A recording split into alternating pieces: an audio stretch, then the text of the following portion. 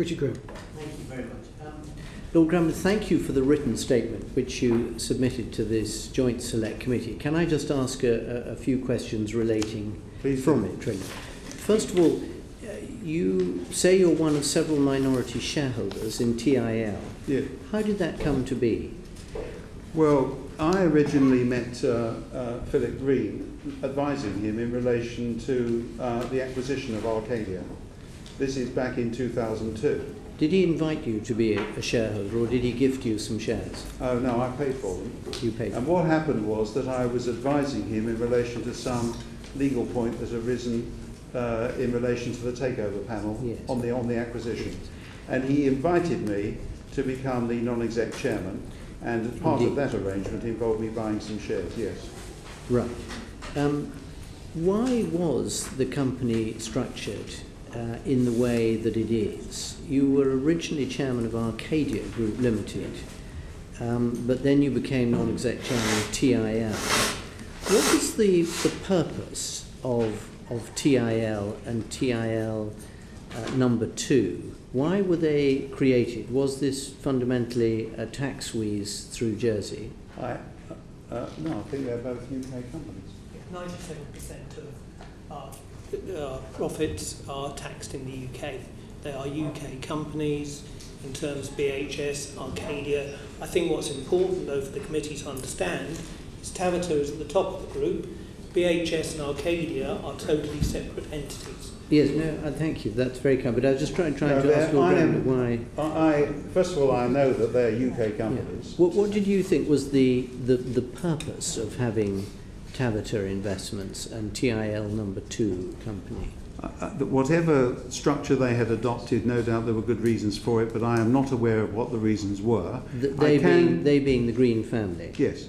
But I can tell you about Arcadia Group Limited, because originally that was the holding company. Yes. And then I can answer the question if you'd like. Well, no, I just came to ask you. Because I can explain what happened to that company, because I was a director of that company, but I ceased to be because it then took on a purely FCA function. Yes. I think dealing with the credit card business. Yes. You said that you were sure that they had good reasons, but you as chairman of Arcadia Group Limited and subsequently of TIL, you weren't aware of what they were. No, I have no idea, but I'm sure that Paul Budge can explain the history of that. Right. You then it's say perfectly normal, may I say, perfectly usual for any group of companies. Particularly, this is a large business. This is a business before the sale of BHS had something like 40,000 employees. Perfectly normal to have a series of companies within the group structure. Right. There's nothing surprising about that. Right. And what do you think, what qualities did you bring to the party as chairman of both these companies? What did you see your main role as? Well, I think that I was chairing meetings, and I regularly did over the long years that I've been there. Yes, you said the key feature of your role was that you chaired the monthly board meetings, although not apparently the crucial one where the decision to sell BHS was made. Isn't it rather odd to have as your key role the chairing of board meetings, but not actually the crucial one where you were not invited and didn't receive the papers? Well, it might be odd until you understand what the circumstances were. And once you understand what the circumstances were, by which I mean in relation to the function of the subcommittee and the fact that it was done by way of after the event ratification, it doesn't become odd at all.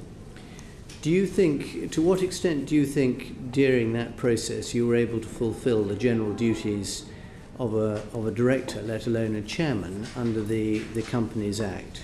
Well, I believe I discharged them properly. My duties in relation to a solvent business, which fortunately this is and always has been, was first of all a fiduciary duty to the company, and secondly a duty to take account of the position of the shareholders. And that was my responsibility, and I believe I fully discharged it. You said in your statement that Sir Philip Green's view, which was supported by the TIL board, I assume you, was that if possible BHS should be sold as a going concern.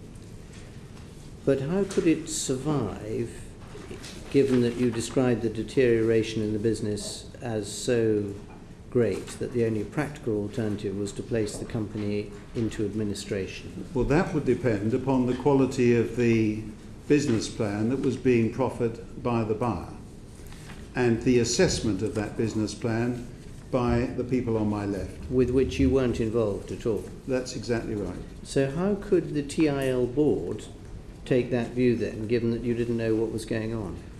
Well, you're suggesting that it's true. I did not know. But the appropriate persons on the board, whose task it was to know what was going on, did know what was going on, and we relied upon their judgment and their skill. Do you think it's unusual that a chairman doesn't know what's going on in his board? Well, you're putting that in a rather loaded way, and I don't accept the way you've put it. So your answer is no, it's perfectly usual for a chairman not to be invited to a board meeting, not to receive the papers, and not to know who the buyer of the company, of whom ultimately he is the chairman, being sold. I think in the particular context of this transaction, bearing in mind the expertise of the people whose task it was to do the exercise on behalf of the board, is entirely an unsurprising result. This is a private company. Yes, you've said that you don't believe you're in a position to provide the committees with any facts or matters which would improve their knowledge or understanding of the facts. Why did you say that? Well, because as chairman of the company which was ultimately the holding company for the company which has gone bankrupt, isn't that rather curious? Well, because it's true. I mean, if you're interested in looking, for example, at the dividend position in 2002 to 4, I was not around and I had nothing whatever to do with it. If you're looking at the negotiations which resulted in the sale, I did not participate in that process, and I assume that those are the matters that these committees are interested in getting to the bottom of. And I am not in a position to give you any factual information about any of those matters, I'm afraid. So from 2009 to 2015, which is when the position of the company deteriorated sharply, the pension deficit ballooned and the company was ultimately sold without your knowledge or understanding. That's not true. It was sold with my knowledge. Ah. I just told you that.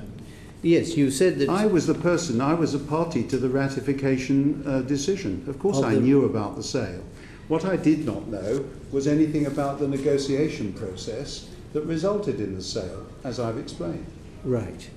And you believe that that demonstrates independent judgment, reasonable care, skill and diligence? Yes, I do, because of the structure of the negotiating team, a decision that was adopted by the board at the outset.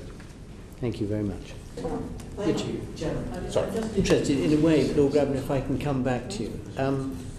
At the beginning, you said critically that the reason why you were so confident that everything could be handled effectively without you being involved, or indeed even there at the relevant board meeting where the decision was made, was because you had such a strong team of people to handle these very sophisticated matters.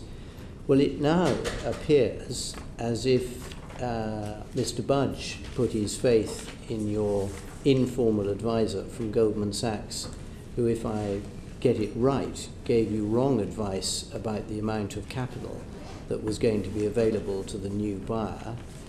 The lawyers involved didn't do any due diligence on the buyer. £120 million was available from Farallon. It was available, yes, and that in was... terms of how the deal ended up being constructive with the fact that there was £93.5 million, if I recall, cash stroke working capital facilities available at completion. There was no need for that Farallon loan to actually be called upon. I see. Well, my apologies if I got that bit of it wrong. And it appears that, in a sense, the faith that the team had in the well-known retail names who look, at least in retrospect, as if they were there to pad out a bid by someone with no track record or credibility himself, either appears like a well-organised scam or remarkable naivety on behalf of Tavata Investments. Which is it? Well, I don't think it was either. You may, I'm sure the committees have formed a judgment about the calibre of the people in front of you today. Well, we might have formed a view on the quality of the decision making, but that's a slightly separate issue. I'm looking through here a letter from the pensions regulator who describe a meeting with Sir Philip Green on the 4th of March. Sir Philip Green gave an overview of the possible sale. On the 5th of March, Sir Philip Green telephoned the pensions regulator to discuss the regulated apportionment arrangement and clearance process and timings. But in your own note to the committee, you said you understand there was a board meeting of TIL the 10th of March. That's the one at which the sale was approved, but you weren't either present and didn't receive any papers. So it looks as if Sir Philip Green was operating entirely without your knowledge. Would that be a fair conclusion to draw? No, I think we're going around in circles with respect, because I think I said a long time ago today that the board had appointed a subgroup of people in whom it reposed significant trust, and I certainly did. And I so think you, that as, was. And so let me you finish. as chairman wouldn't expect to know that the major shareholder was discussing a possible sale a week before a board meeting which you weren't even aware of? I do not believe it was necessary for me to know that, given the structure that we had put in place. We had appointed a team to do the negotiation, and in my view, they were doing, and from what I've been hearing as well, a perfectly good job. Yes, even to the extent where the board meeting was held. Richard, I'm going to move on because I'm conscious of time. Can I just ask one last question? Very, very briefly. Related. I mean, earlier, if I understood Paul Budge correctly, the structure of Tabita Investments and so on actually didn't work well financially for the real estate part of BHS, which was quite a big part of the business. So presumably the whole structure of Tabita, which I asked its chairman about earlier, was really designed for the benefits of the shareholders of Tabita rather than for the business of BHS. Would that be a fair conclusion to draw, Mr. Budge? I think the point I was making earlier, that if the way the businesses are organised, like, forgive me, you've got Tabita at the top, BHS, Arcadia, and in terms of covenants, the landlord would always think that they had the benefit of the Arcadia covenant, the Tabita covenant, and never appreciated that BHS was as loss-making as it was and actually didn't have the benefit of that covenant. And when it got to negotiations regarding property matters, it was very difficult for us to make cost savings that were required by the business. Yes, I understand that, and I think the conclusion that some people might make listening to that is that the structure was beneficial to the shareholders, but not necessarily beneficial to the good health of the company. We'll leave it at that, Mr. Chairman. Final question to you, Lord Grabban, if I may. I just want to clarify something which I think is quite important. Earlier on you said that Tabita had stopped giving support to BHS on the 4th of March. Is it definitely the 4th of March? No, that's almost right, but not quite. What was decided on that occasion was that Tabita would not supply further support without security. I may not have added that bit, in which case I apologise, you'll see it from the transcript, but that in fact was the decision, and I'll be corrected from my left, that in fact was the decision from my memory that was taken on the 4th of March. And then 48 hours later, Mr. Budge, you signed off the accounts, and then they were signed off by the auditors as a going concern. Given what happened on the 4th of March, that didn't change the going concern nature of BHS at all? Those were the historical accounts. Well, going concern is actually looking forward in terms of whether it's able to pay its debts. Yeah. I think there were plenty of assets within BHS on which security could have been taken, so I don't think that there was any suggestion that it was not a going concern at that point. Okay. Yeah, you know. 200 million of property assets, for example. Okay. The chairman had said himself that the deterioration in the business was such that the only practical alternative was to place the company into administration. So your words, sir. Indeed. Richard, you wanted to come in. Final point for you. So